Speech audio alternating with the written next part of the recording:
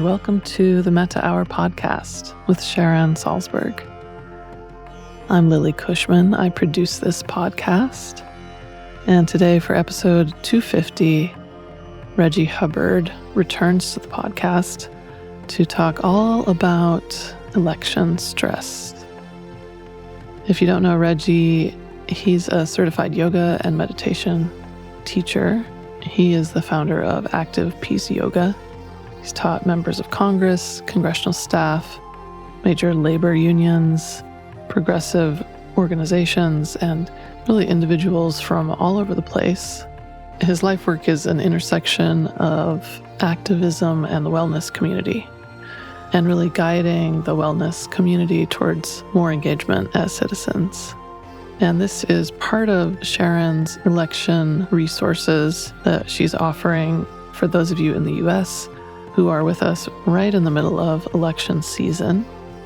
And so we wanted to have Reggie on to talk about the many ways that we can apply our spiritual practice, how we can find agency to engage in civic duty, but also to do it in a way that feels authentic to us, that's really grounded, and especially in a time like now with such high stakes, how we can do it in a balanced way. So this is a wonderful conversation, lots of resources here. Reggie also shares about his recent health emergency and recovery, so also quite a personal conversation. Some of the topics Sharon and Reggie talk about are voting as a sacred act, life in the margins, working with intense emotions, boundaries and how they can be our friends, the sanctity of your nervous system, loving kindness in activism, and equanimity supporting the process. And the conversation closes with a gorgeous sound meditation led by Reggie. So that's what's in store for you today. I want to tell you a little bit more about these election resources that Sharon's offering. If you head over to her website, SharonSalzberg.com, you can check them out. And this is a mix of a whole bunch of different resources. It's different think pieces that Sharon's written over the years, different podcast episodes, memes, meditations. I also want to point you to a 3-part series that Sharon is doing, an election series, which the first class has already passed, and I hope you'll join us for parts 2 and 3 on October 9th and 23rd. Sharon is teaching all about how the Brahma Viharas can be applied to help us navigate turbulent times and specifically election season. So you could head over to SharonSalzberg.com. Okay, so let's get into today's episode. Reggie Hubbard and Sharon Salzberg.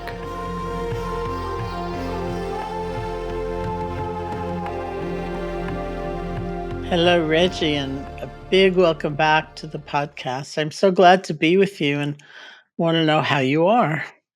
Great to be with you too. Great to be back in many ways. I'm well. As we were sharing in pre-production, the past 4 months of my life have been wilder than anything that I typically do, which is on the wild scale most of the time. And I've been able to learn compassion, practice self-compassion, some of the mysteries of the universe through a pretty major situation with my health. So as I've been in stroke recovery, it's made me so aware of community and love and grace and just the importance of the way that we engage with ourselves as precursor for anything we do with anybody else. Well, as I told you, when we were chatting, it's been amazing just watching you like on Instagram and walking so kind of haltingly and then leaping up these stairs just some months later. And I know how hard that is, so it's really a credit to your determination and your effort. The blessing of being in recovery is that you get to spend community with so many other people just trying to put one foot in front of the other. Mm-hmm. it makes life very simple. It's not about intricate political theory when you're trying to learn how to walk. Yeah. You're Yeah. really trying to put one foot in front of the other. And like, I was joking with a friend of mine recently, not joking, but just having a light conversation where I was like, I know what it's like when someone looks down at the ground, takes a deep inhale, goes like that. They're like, can I even do this anymore? Yeah. I know what that means to my soul. Like, it has gone from an academic experience to a visceral connection with our shared humanity. There's something about the shared humanity, when you go through something like that, which I think is so important and leads me to a lot of what I wanted to talk to you about to get today in terms of people's efforts to care for one another, especially in kind of a political lens. But like in terms of being in the hospital, which I've done twice in the last 5 years, and each time I've emerged like very grateful that I've had resources and people and, thinking, what would it be like, to not have that, and how many people struggle so badly in current conditions, of the healthcare system, and to realize, ooh, we need to do a better job of taking care of one another.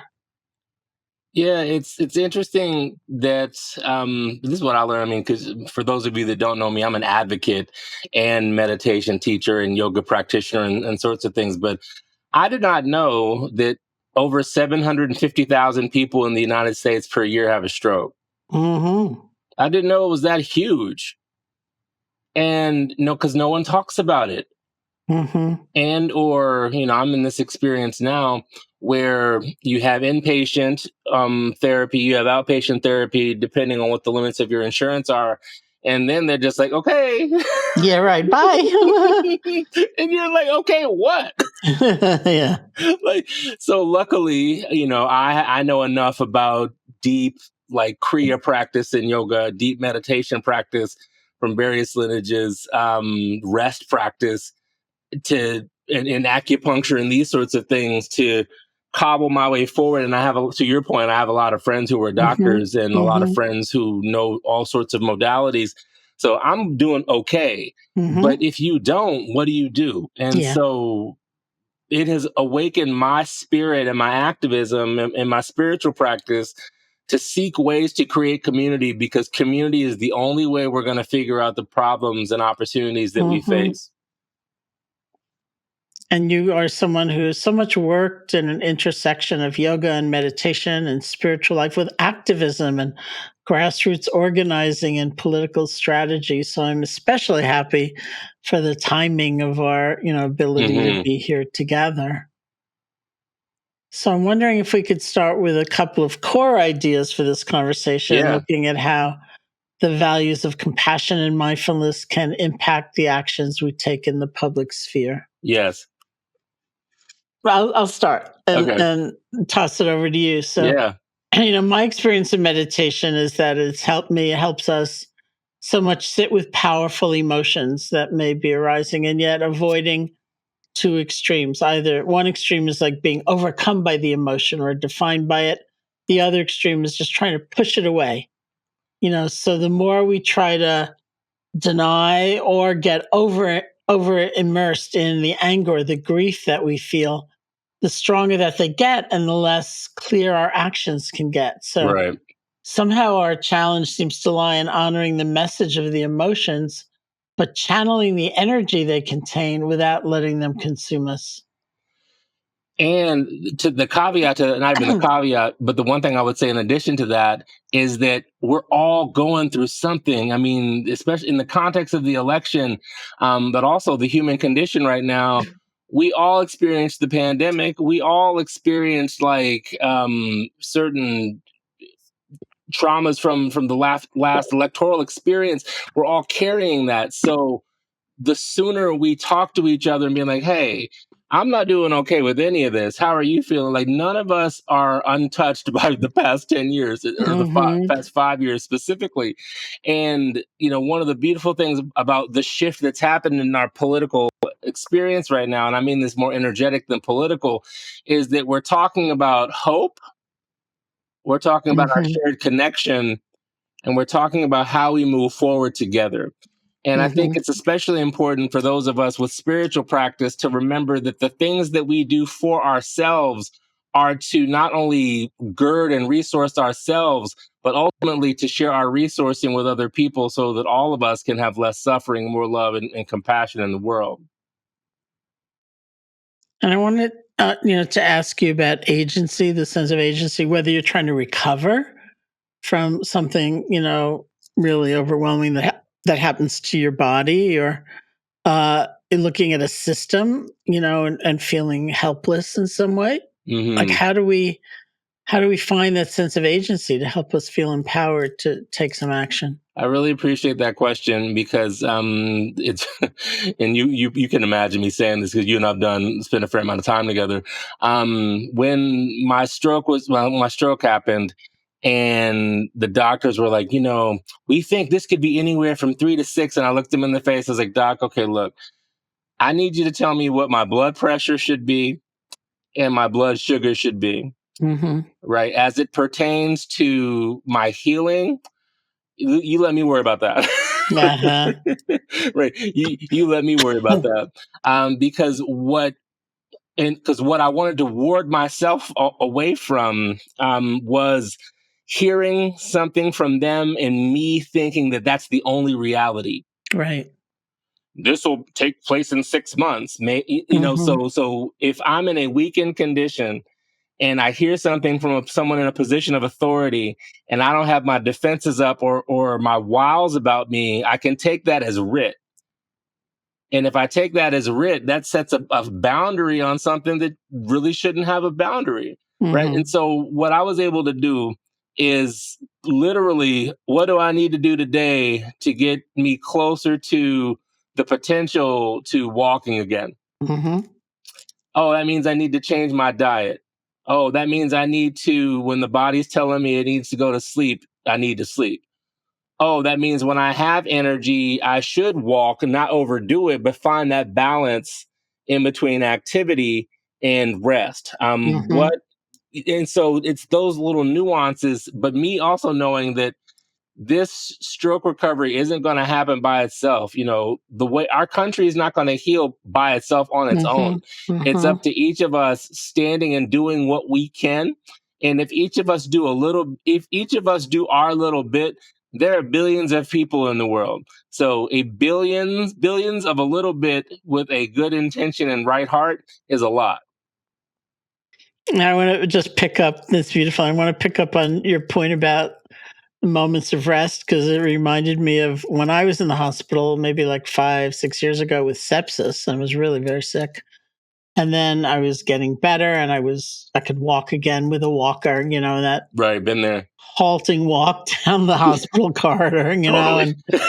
and I had a physical therapist with me, and she said to me, "It's not a race, You'll go further if you could, like, take little breaks, and, like, rest in between." And that became one of my mantras. It's not a race, I know. Right. Right. but it takes a certain kind of effort to make patient effort, or, consistent effort, and not to think, "I gotta speed it up, and get it over with." And Yeah, and the same could be said with the way that we view what's happening electorally. mhm, We got a whole bunch of problems that are in our face because for years we pretended like they weren't there, and they're not going to go away overnight. mhm, So each of us doing the little bit that we can, and honestly owning up to where we made mistakes and where we could do better. I mean, and the other thing too that I say it now in this language. I love the teacher that my stroke has become because I had when I walked into so luckily I was able to walk into the emergency room and then my leg stopped working. But when I mhm, walked into the emergency room and stepped on the scale, I was like, what happened? Like, mhm, how did I even get here? Like, what was going on in my life for me to ignore this? When you are in recovery from a major situation, you got to have hard conversations. mhm, The data is the data. mhm. This is it. So I'm like, okay, so I clearly had bad habits that I have to deconstruct that I was unaware of. So I was deluded into thinking that I was more disciplined than I was. So what do I do about that? Of course, you have a Mhm. pity party because I'm a human Mhm. being. And Mhm. then you're just kind of like, okay, now that I have this data, what can I do in a loving way to lay the foundation for recovery and renewal? Mhm. So that's both in terms of one's body and one's mind and one's relationships and Absolutely. community and efforts to try to make this a better world, you know? Absolutely. That thing that we just talked about, I was speaking in micro about my recovery, but that's like recovery politically, that's recovery spiritually, that's recovery culturally. Mhm. Um, we have some hard truths that we need to swallow. And when we digest those hard truths, we'll have the opportunity to really do better things. That's great. So I want to talk to you about voting. Like forever, I think voting to me has seemed like a sacred act and Right. one that stems from a sense of interconnection and a cornerstone vision of loving kindness that we all matter. We all count. We should have a voice, and voting allows us to have that voice. And so it's interesting because we put up recently a bunch of voting resources on my website, and somebody Uh-huh. wrote and said, I was so happy to see that because so many people in the so called wellness industry just like sort of disdain engagement in some way. Like And I still don't understand that. yeah, it's so hard to understand, isn't it? Yeah, I mean, so voting. Well, as someone who is a descendant of enslaved humans that they Mm-hmm. for hundreds of years like purposefully disenfranchised, I always wonder like if voting, because you don't have to say voting doesn't matter. It's like, well, if it doesn't matter, why are you trying to keep me from doing it? Right. That's right. Just Good point. if it ain't that important, then it would stand to reason that you wouldn't focus on it. But since you're focusing on it, then it must be important, right? So that's me, but I'm a bit of a smart aleck trickster. So like that's how I think. But for Mm-hmm. other folks, it seems as though your vote doesn't matter or doesn't count. Your vote is an expression of your agency in this system that we're all so democracy at its core requires informed, connected, engaged people having hard conversations about how you move forward. Mm-hmm. Like that's how this system is set up. We have allowed ourselves to think that voting is useless, but to some extent, I think that's an acculturated phenomenon from people who want to keep things the way that they are. So voting is at bare minimum you staking your claim and agency in the world that you want to see for yourself and other people. Mm-hmm. Depending on what section of society, so how you identify, like whether it be gender, orientation, race, or whatever, there has been systemic disenfranchisement and or outright murder to keep your voice from being represented in the political system. So since I'm also aware of like the violence that's been visited upon communities of color, women, queer communities, etc., I'm like, I'm going to fight and make sure that our voice is counted because many people have for years tried to keep our voices out of what is considered American or Mm-hmm. national or local interest. Well, I was many years ago. I was with these friends, and the young teenage boy. I asked him. We were having like breakfast together, this family and I said to him, "How old are you?" And he said, "17, but I'm going to turn 18 soon." And I got really excited, and I said, "Oh, that means you can vote in the next election." And there was like complete silence Oh, wow. at the breakfast table. No one said a word. And then later, the dad said to me, "Well, we don't vote.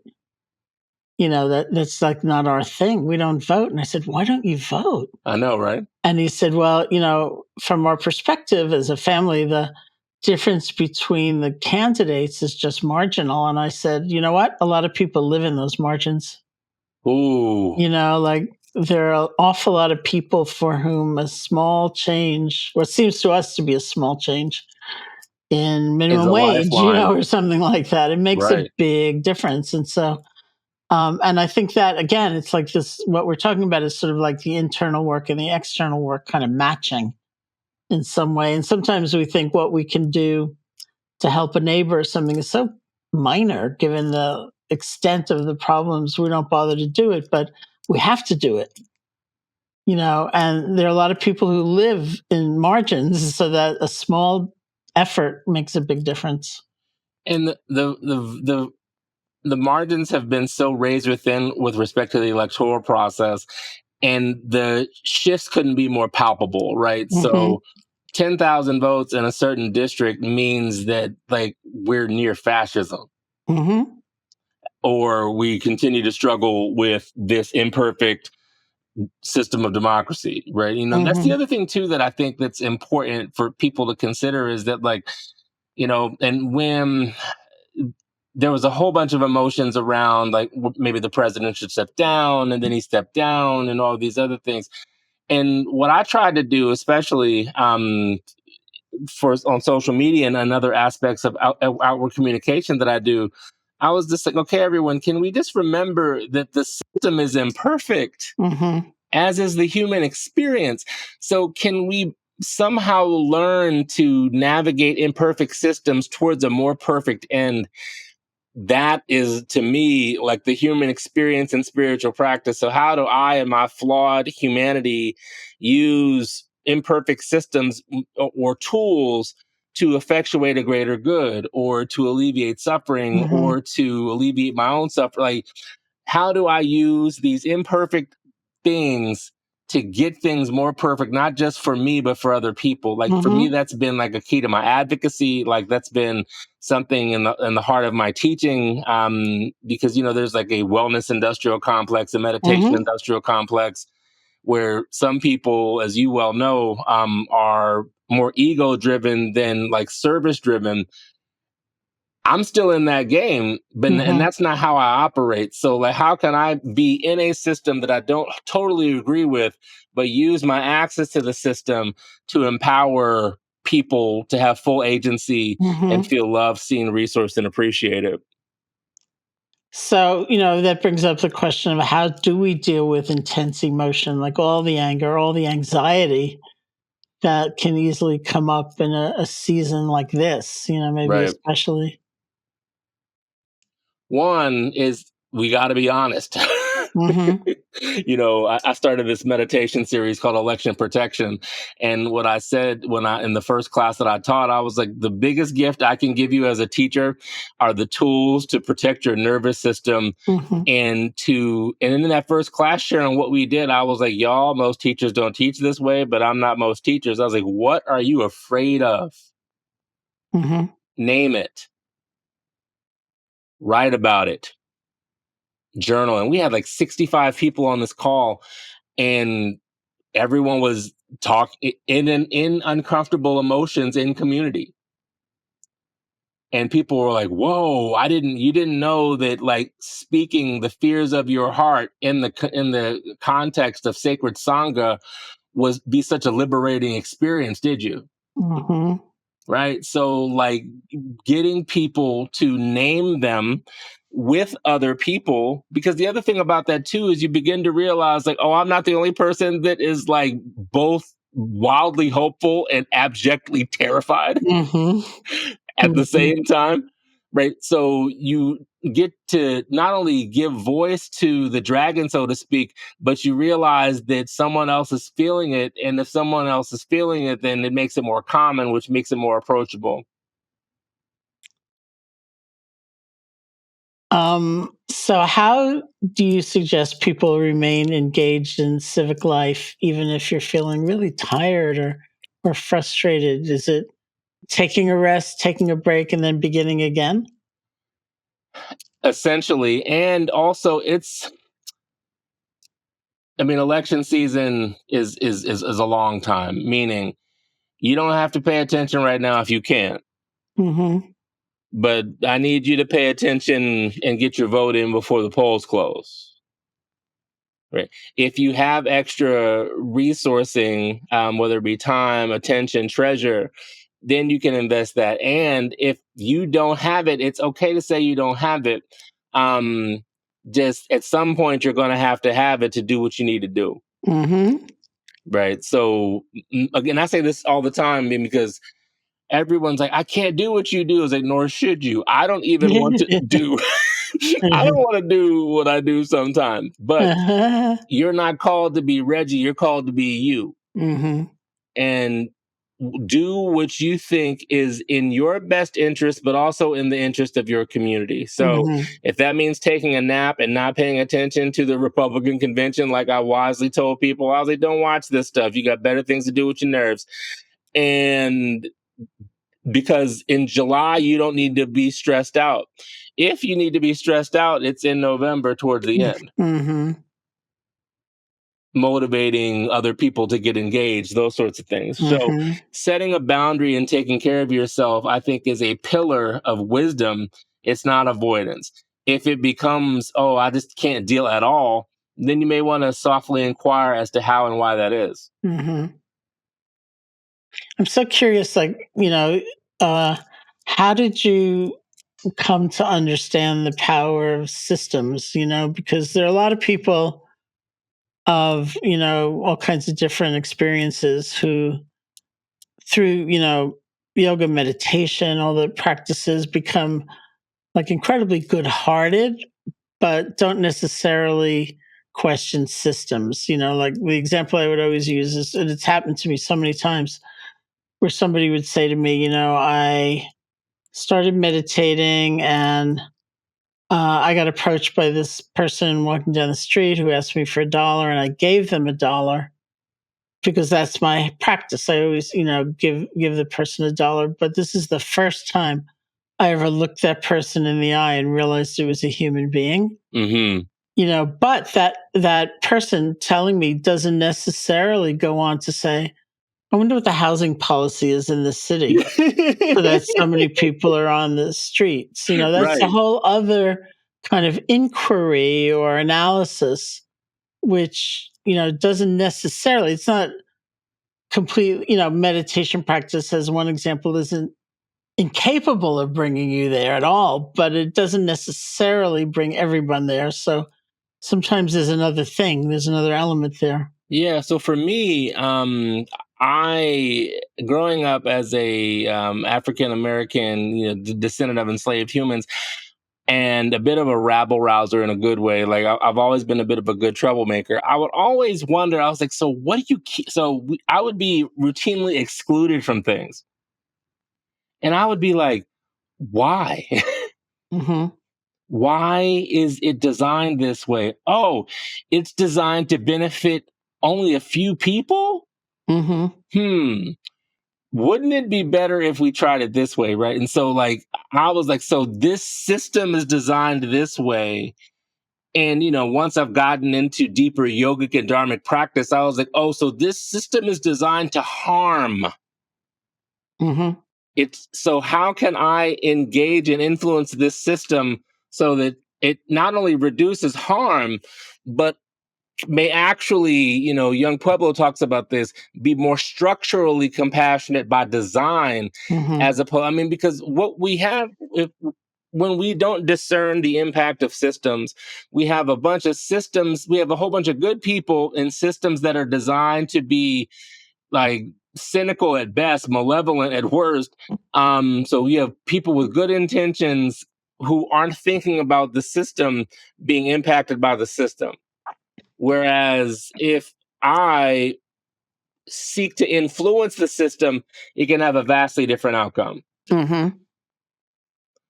So me being excluded from certain systems, then, getting into a few, going to an undergraduate Ivy League school and seeing, oh, this is how so relationships matter. So all these different things that I got from my youth, I was just like, so this is simply about just having the right conversation with the right person and influencing a system by being able to have enough knowledge about it, but use that knowledge to effectuate a better result as opposed to maintain the status quo. And so I started doing that as a youngster.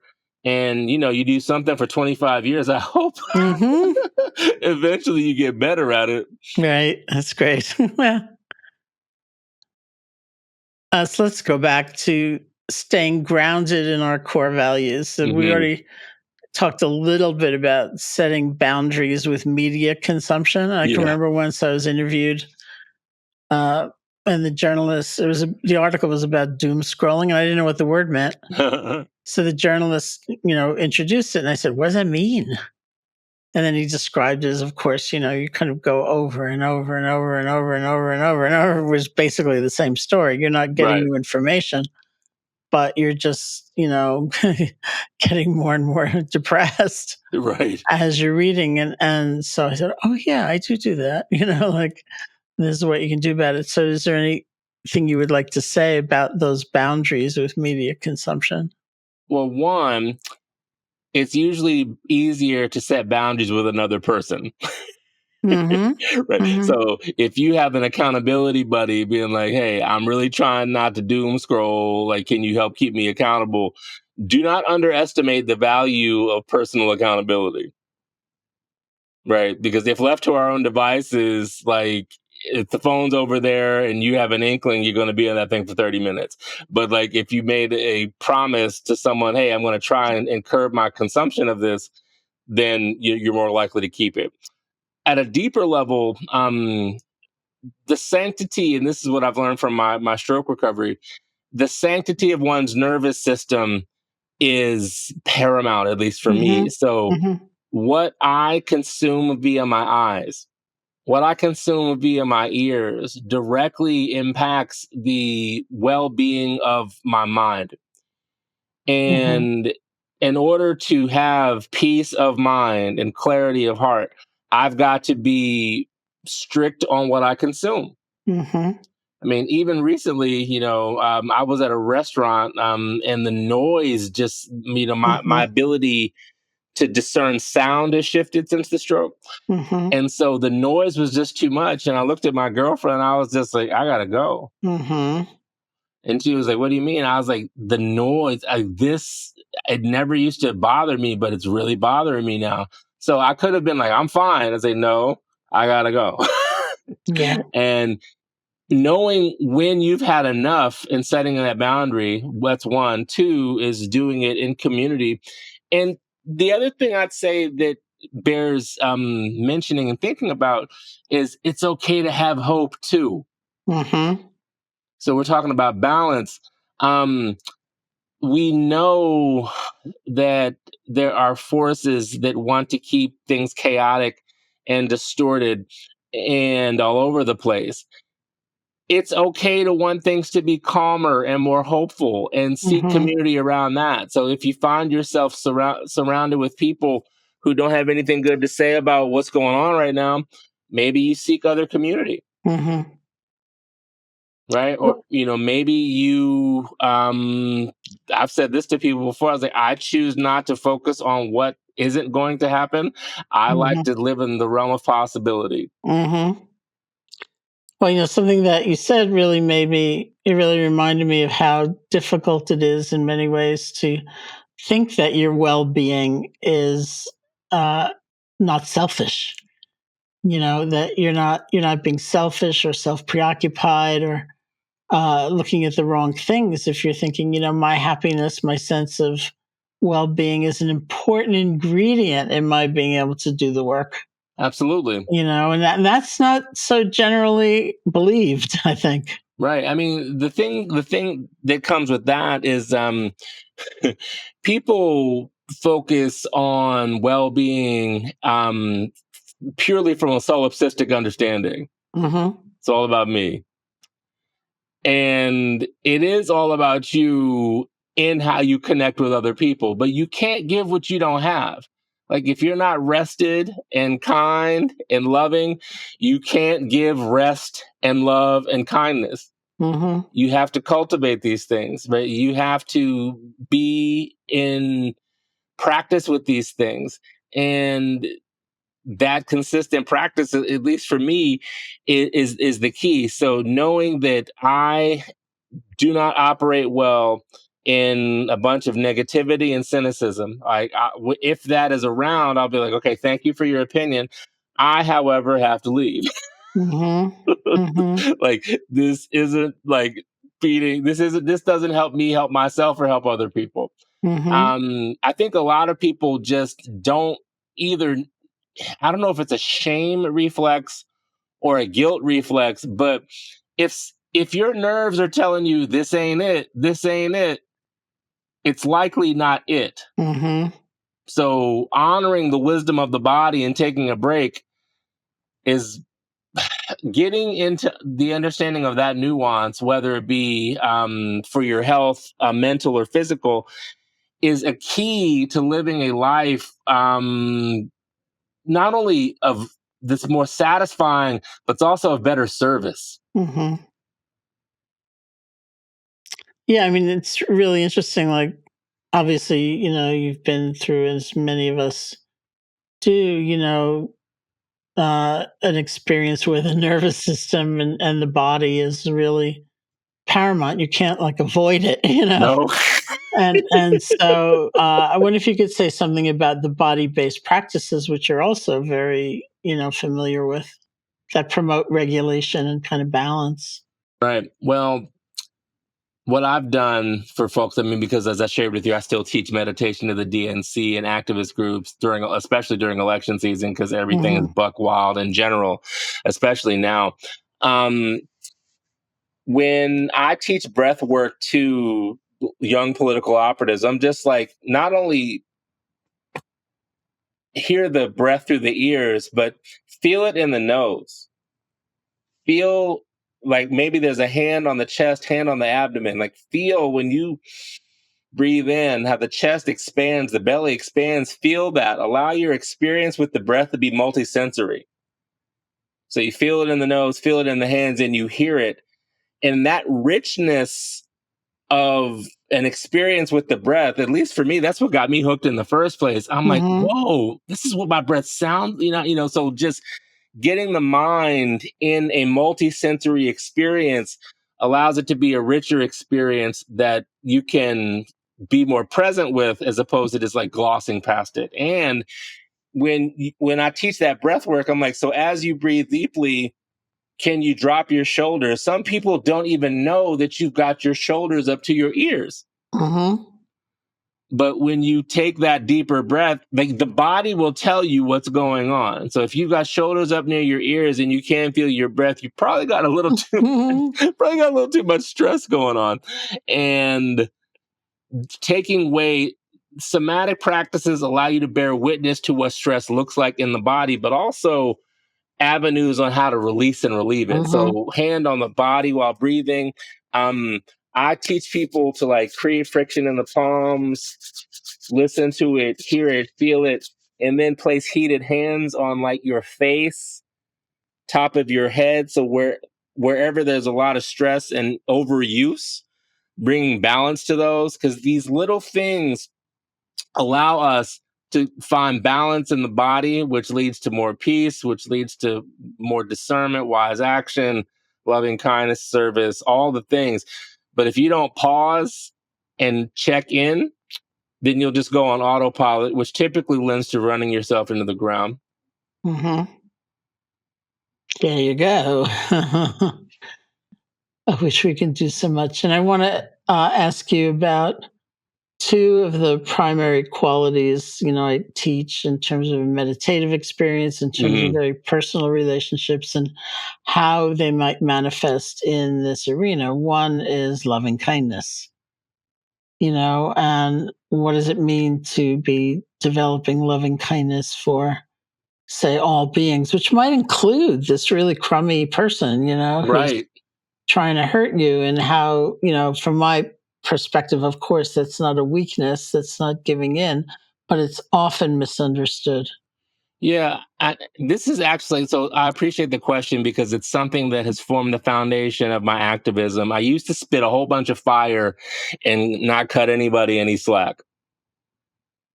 I used to be a fire breathing dragon. You know what I mean? It's like, oh my goodness, they know better and they need to do this.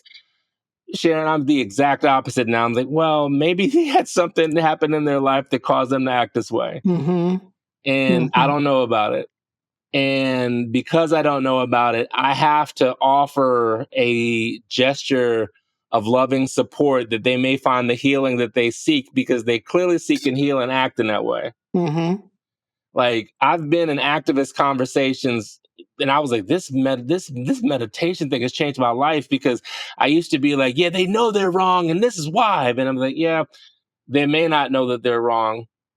One, or if they are doing it, then they clearly can't be in a good way about it. Mm-hmm. So my hope and prayer is that you become healed from whatever is hurting you, so you can stop hurting yourself and other people. Mm-hmm. Mm-hmm. What that does is, A, it makes life a lot softer and a lot more tender. But B, in terms of my energy, the energy I used to spend hating and breathing fire, I can use to heal Mm-hmm. myself and other people. So the understanding that we don't know what someone else is holding, and holding best wishes for them, given the ignorance that we have of their condition, Mm-hmm. is essential for not only activism, but also community building. We don't know what happens. Someone told me recently, like, if you didn't tell me you had a stroke, I would not have known. Mm-hmm. How Yeah. many people are carrying something either that's hidden, either through grace, or just they're hiding it? Mm-hmm. Yeah. And it's like I said, especially over the past 5 to 7 years, we've all gone through something deep. Yeah. So remembering that, like, I think that loving kindness is the foundation of the revolution that's necessary now. Like, we need more compassionate understanding of our shared suffering and shared possibility, as opposed to pointing fingers, asking people why. Less pointing fingers, more opening arms. Oh, nice. Can you That's tell I very used to work in nice. sloganeering? That's great. I'm going to adopt some of them, but I will give you credit. And the other word, or the other value or concept, is equanimity, which so many people mistake for indifference or coldness, but I really, both in the Buddhist tradition and also my experience, it can mean something very different than that, which is more a kind of balance. Maybe it's compassion for yourself as well as compassion for others, or maybe it's compassion, but also wisdom, so that we don't get so overwhelmed. And it can also mean like being able to hold many things at once, Right. like a real sense of yin yang. There's a lot going on, and it's not always only one way. So I wonder if you could say something about balance. Yeah, many things can be true at the same time. Mm-hmm. And that's in our political system, which tends to be binary, black, white, A, B, this, that, or the other. Like, that's a hard pill for people to understand. Mm-hmm. And I can share from my lived experience that equanimity, when we were chatting earlier, I truly believe this. Like, me having my stroke in April prepared me for the political summer that we've experienced. Mm-hmm. Mm-hmm. Because equanimity for me is something happens and you're able to be like, oh, whew, that just happened. Mm-hmm. As opposed to attaching all these different things to it. So what that has allowed me to do is not only like set stage for my recovery, but also it's just allowed me to be like, okay, so in the feast or famine news cycle, they want you to go up and down, up and down, up and down. Sharon, when I got my stroke diagnosis, I looked at my girlfriend. I was like, honey, I promise you this. I make a vow that I will not get on the roller coaster of ups and downs from what each test is telling me in this experience. Mm-hmm. I will hear what they say to me. I will breathe in, I will breathe out, and then I will focus on what I need to focus on that day. And that vow of equanimity that I took at the beginning of my recovery, Sharon, has saved me such headache. Mm-hmm. it saved me it has allowed the energy that I would spend in the ups and downs of anxiety and what about this and what about this and what about this, that energy has been devoted to my healing and rest. Mm-hmm. And that equanimity has created conditions for healing. It has allowed from that healing for discernment to arise. It has allowed compassion to arise. It has allowed just wise action to arise. Simply because I'm like, oh, this is happening, as opposed to this happened and this means this. No, it just means that Mm-hmm. this happened. Yeah, because as you were talking, I was thinking, oh, that's how learning happens, Right, because we're not so freaked out about everything. right. It's So great. So, equanimity is important too, because just to be explicit, it's only going to get wilder. Let's just be very candid. It's mm-hmm, only going to mm-hmm, get wilder during the election season. mm-hmm, So keeping an even keel, equanimity is also, this is a tool that's designed to dysregulate my nervous system. Do I really mm-hmm, want to engage with this? No. mm-hmm, mm-hmm, So keeping a not even a vow necessarily, but like a consciousness towards equanimity allows you not to fall for the pitfalls that typically come up in the last 75 days or mm-hmm, whatever of electoral mm-hmm. experience. So it sounds like we need to have our own list in a way of things that we need to think about putting into place, like remembering to sleep, and the nervous system, which should not be overlooked. And that might mean different things for different people. It might mean time in nature. It might mean Yeah, breathing practices. I was like having a list right now of when this happens. So I see something on X, which you shouldn't be on too much anyway, but I see something on X. Just saying, like I see something on X and I notice my shoulders clenching. What do? Do you wash your hands? Mm-hmm. Do you go step outside? Like creating like if this happens and I notice it in my body, then I do this. Mm-hmm. As opposed to like it happening and then the next thing you know, you're 30 minutes later and it's been all this time like going to websites you didn't have no business on, when you could have like been like, oh, I feel stress arising in my shoulders because I'm on this platform right now. Maybe I should set down my phone, rub my palms together, give my fingers some love, massage my face, and put down this machine of misinformation. I can't believe you call it X. I still call it Twitter. Yeah. Took me a moment. I thought, X? What's X? I know, right? Okay. And so the nervous system is very important. And, Absolutely. and then there's also, protecting our mental health. And like you say, having a sense of community, however it's in person, online, whatever it is, but a genuine sense of community, to Right. And realize. a sense of community isn't just commenting on someone's social post. Oh, yeah, there's that too. Right. Commenting on someone's social post is not necessarily community. Community is like call somebody. Mm-hmm. Like get on a Zoom with somebody, just be like, Mm-hmm. hey, this is happening. What do you think? Not, Mm-hmm. oh man, I commented on this thing, because you don't want to be in the echo chamber. Like having conversations with other people like breaks the echo chamber and it just kind of like stifles the noise. Mm-hmm. And then there are also, there are all the tools we can and need to develop about dealing with feelings, because sometimes we will feel anxiety, sometimes we will feel fear, or we'll feel hopeful, or we'll feel despairing, and to recognize that Because these all of are that is all welcome. I mean, that's the other yeah. thing I'll mention is that it's all welcome. Like the feelings are arising because they're there. Mm-hmm. And because they're there, they want to be expressed and or dealt with, right? So creating a situation where you can honestly, like I said, when I taught that election protection course, like people were like, I didn't know that me saying I was terrified of fascism and having someone hear me would make me feel better. I'm like, Mm-hmm. yeah. Because it's just been in your head this entire time. But knowing that at least 2 other people out of 60, like, we're having that same feeling, knows that A, you're not alone, but B, that you're in a community that wants to do something about it.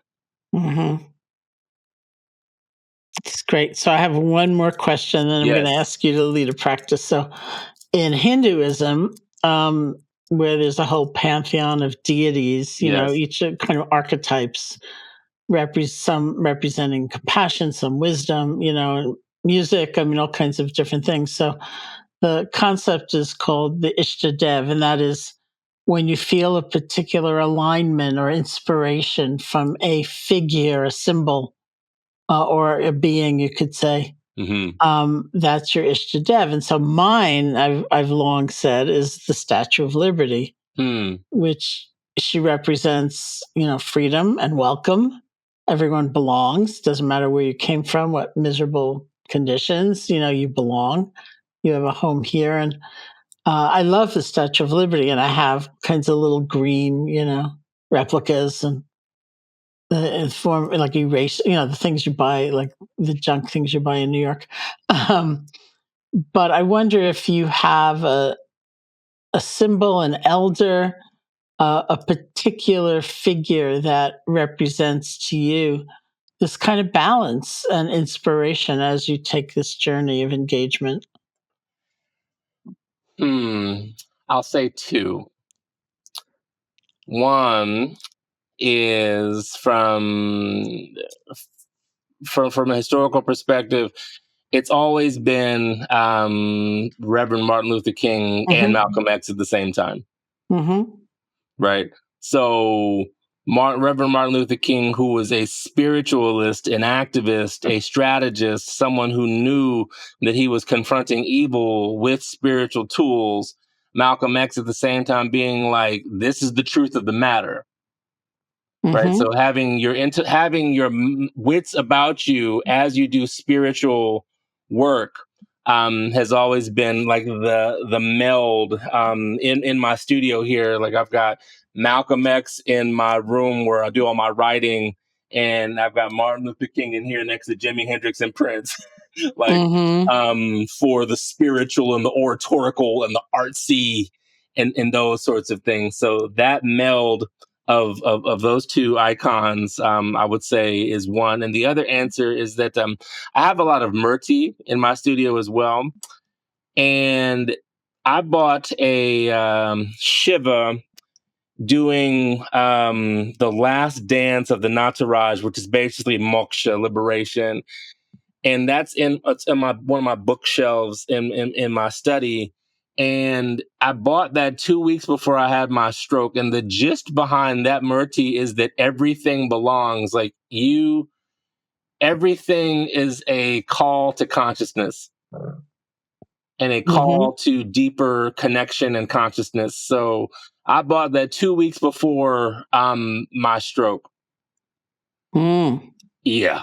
It's so when I bought that and then the stroke happened, I was just like, okay, ancestral realms, you're really showing me some stuff, right? So if everything belongs, then how can I take the lessons from this, be of service to the moment while also healing myself at the same time, right? So just being, rather than saying this is good or bad, this just is, how can I soften with loving awareness into what I discern is happening right now to create conditions for whatever I hope for.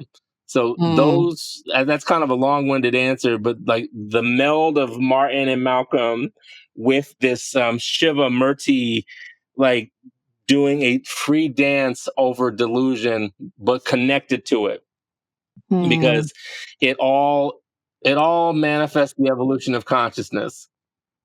It all belongs. Beautiful.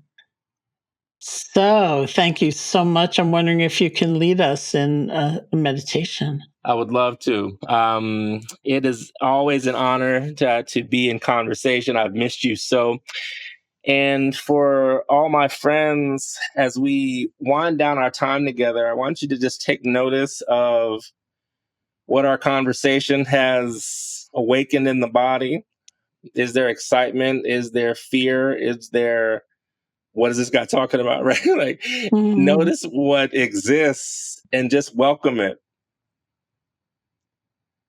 Everything, we are in such a moment, a pivotal, auspicious moment in the world right now where there is an old way that is seeking a last gasp and a new way that is seeking to be born. That the precipice of those two things yields beauty if we allow it. But feeling into the body, allowing the seat that you've taken to hold you, to support you. Feeling feet on the ground, tail in the seat, allowing shoulders to melt down as opposed to being up near the ears. Just take notice of your body in space.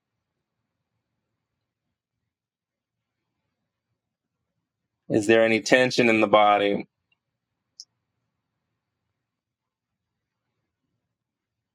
Can you, through micro movements of the fingers, or maybe it's a shimmy in the shoulder, or some circles with the neck, can you relieve tension through gentle physical movement?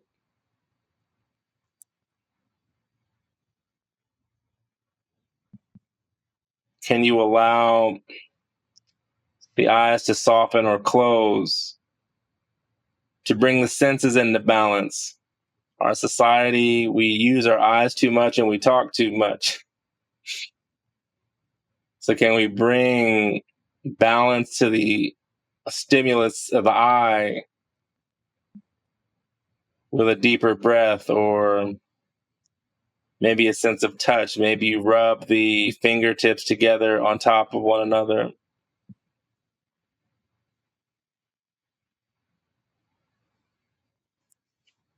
Maybe you place one hand on the heart, one hand on the abdomen, just to have a different felt sense of the respiratory experience.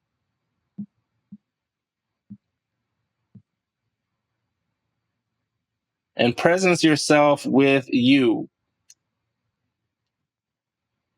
What's going on with you right now?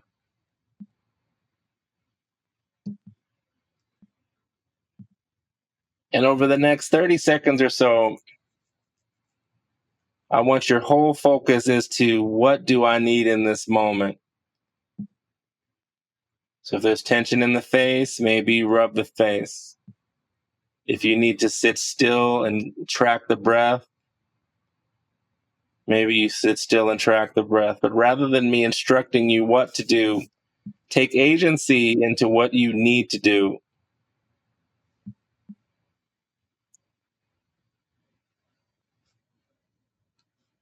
And as you take agency, giving your body or your energy what you need to do, I have a series of bowls here that I will play just to give the mind a bit of clearance. The beauty of sound is that it clears the mind and allows for the mind to be more receptive. So I have 3 dyads here. I'll just play them intermittently and allow the mind to be free, allow the beautiful sounds to make you present with what's possible, and just enjoy something other than in the cacophony of electoral season.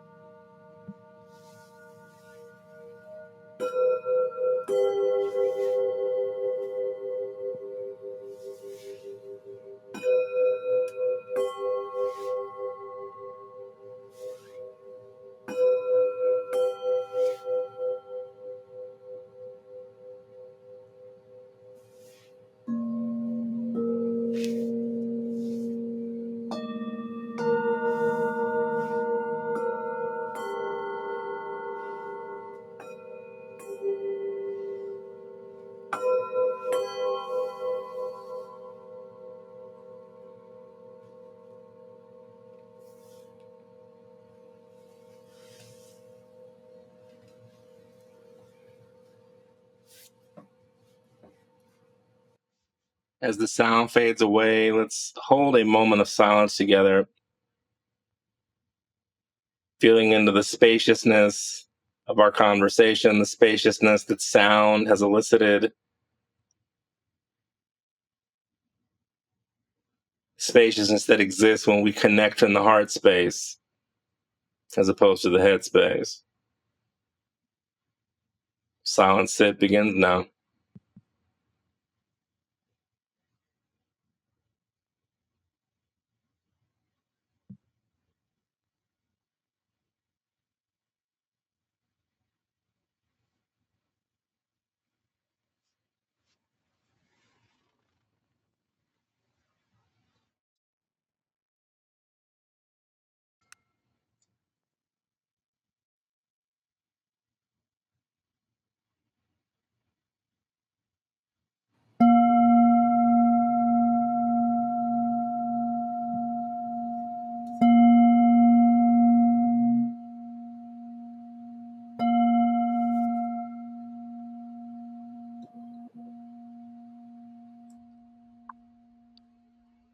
As the sound fades away from the old bowl, notice how you feel in the heart space. Notice what tension may have left you. Notice how the mind may feel a little clearer since we focused on sound and not noise. And may this be an instruction for us to create community in the heart space, to seek sound, the sound of our shared future, as opposed to the noise of our distant past. And it's with gratitude that I bow before y'all, with thankful for the chance to be of service, hopeful that this sound practice was medicinal, and that the conversation that we've had may it be of service to the liberation of suffering for all beings.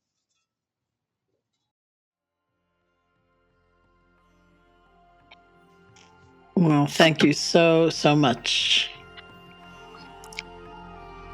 My absolute honor.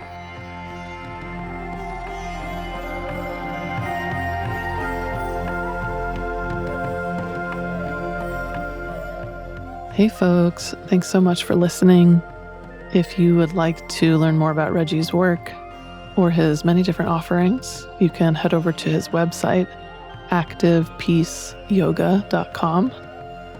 He is also on Instagram as Active Peace Yoga as well. And for all things Sharon, including guided meditations, online courses, and her election resources hub, you can head over to SharonSalzberg.com. This has been the Metta Hour podcast, brought to you by the Be Here Now Network. May you be safe, may you be happy, may you be healthy, and may you live with ease.